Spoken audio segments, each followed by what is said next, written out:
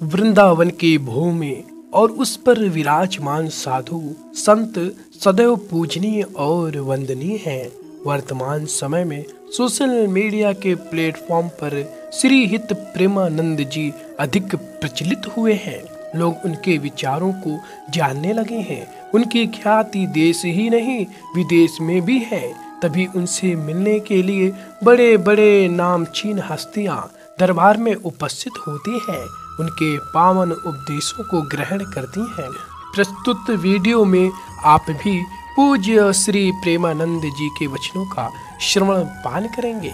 कोई व्यक्ति तुम्हें दुख नहीं देता, तुम्हारे कर्म उस व्यक्ति के द्वारा दुख के रूप में प्राप्त होते हैं। क्रोध को शांत करने के लिए एक ही उपाय है, बजाय यह सोचने के कि उसका हमारे प्रति क्या कर्तव्य है, हम यह सोचें कि हमारा उसके प्रति क्या कर्तव्य है।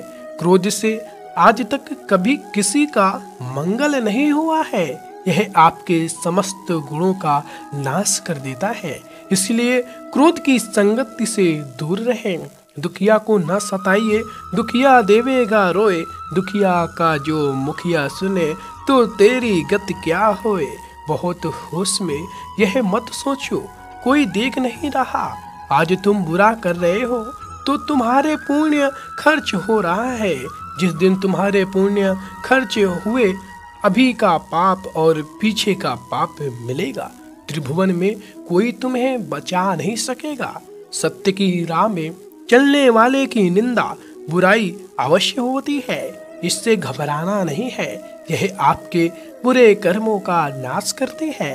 जहाँ आपके लिए निंदा और बुराई हो वहाँ आपके बुरे कर्मों का नाश हो जाता है।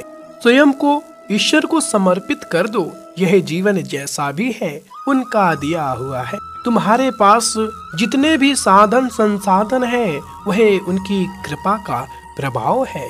तुम जिसका भोग कर रहे हो वह सब ईश्वर का है। ऐसे विचार के साथ कर्म करो, जीवन यापन करो, जीवन सुखमय होगा। जब व्यक्ति का ध्यान प्रभु भागवत में लग जाता है तब वह मोह से मुक्त होकर कार्य करता है। गोविंद की कृपा से मोह का नाश होता है और आनंदमय जीवन की प्राप्ति होती है। देह भाव ही मोह है।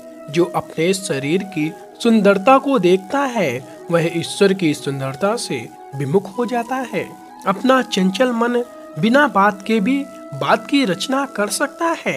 आपके मन के भीतर विषाद भर सकता है। इसलिए अपने चंचल मन को नियंत्रित करो। अपने गुरु के सानिध्य में रहकर अपने मन को वश करने की उक्ति को जानो। श्री हित प्रेमानंद बाबा जी के वाक्य।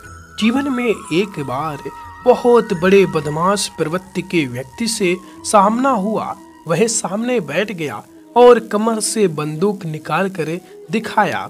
बाबा इसे जानते हो? हमने कहा जी यह बंदूक है, इससे किसी के प्राण जा सकते हैं।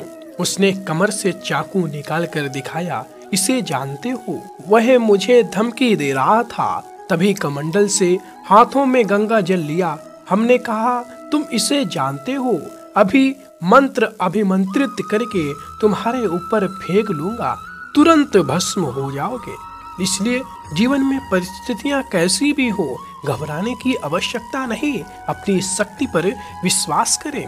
चाहे तुम कितने भी बड़े हो, अपने निर्णय स्वयं लेने में सक्षम भी हो जाओ, तब भी विवाह माता पिता की सहमति से जरूर करना, क्योंकि उन्होंने तुम्हें जन्म दिया और इतना बड़ा किया। वह तुम्हारे अच्छे बुरे का अधिक ज्ञान रखते हैं।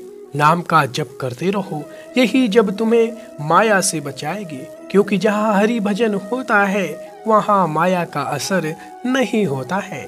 सत्य के मार्ग पर चलने के लिए तुम्हें किसी प्रमाण की आवश्यकता नहीं। तुम कहाँ बैठे हो, कैसी संगत में हो, तुम्हारा हृदय निर्णय कर लेगा। जहाँ सत्य होता है ईश्वर वहीं विराजमान होते हैं।